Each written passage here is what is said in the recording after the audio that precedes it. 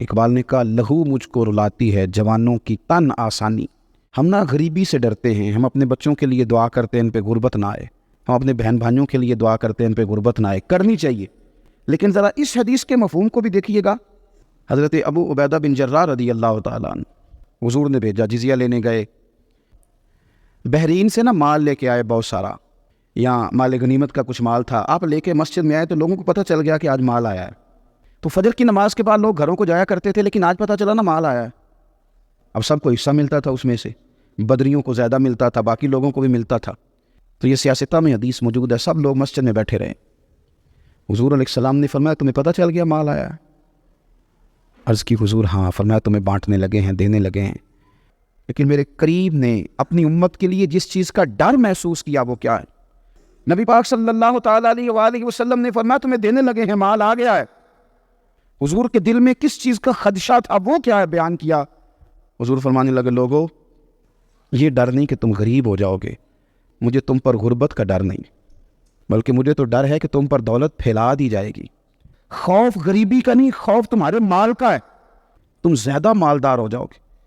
اور حضور فرماتے ہیں کہ پھر تم انہی باتوں میں مبتلا ہو جاؤ گے جن میں پرانی امتیں مبتلا ہوئی تھی۔ مجھے ڈر ہے، مجھے ڈر ہے۔ اور جب وہ اللہ کی نافرمانی میں مبتلا ہوئی تھی تو پھر وہ ہلاک کر دی گئی تھی۔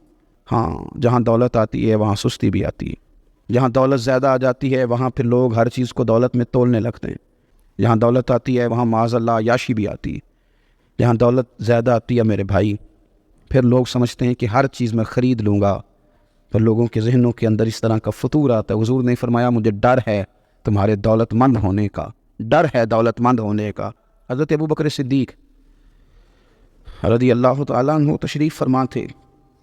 ہمارے نا بچے بہت زیادہ آسانی مانگتے ہیں۔ اقبال نے کہا لہو مجھ کو رلاتی ہے جوانوں کی تن آسانی، لہو مجھ کو رلاتی ہے جوانوں کی تن آسانی۔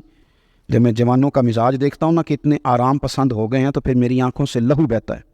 ان کا وجود اتنا آسانی کا ماحول لینا چاہتا ہے، ذرا سی بھی کوئی تکلیف آپ دیکھ لیں، لائٹ بند ہو جائے تو مصیبت کھڑی ہو جاتی، کسی جگہ چند منٹ کے لیے آدھے گھنٹے کے لیے ٹریفک بند ہو جائے تو مثلاً کیا ہو جائے گا۔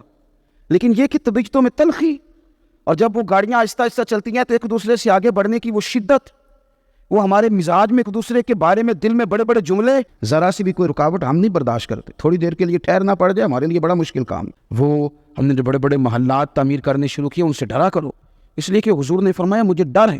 یارو اپنے پیسوں سے ڈرا کرو، اپنی جائیدادوں سے ڈرا کرو، اپنے مال سے ڈرا کرو۔ ہمارا نا جب اس طرح کا ذوق بن جاتا ہے نا، آپ مزاج بنا لیتے ہیں پیسوں کا، لیکن کبھی آپ دروازہ رسول پہ جائیں نا تو حضور نے تو کوئی اور ڈر بیان کیا ہے۔ لوگ سمجھتے ہیں کہ غریبی کا ڈر شاید زیادہ ڈر ہے،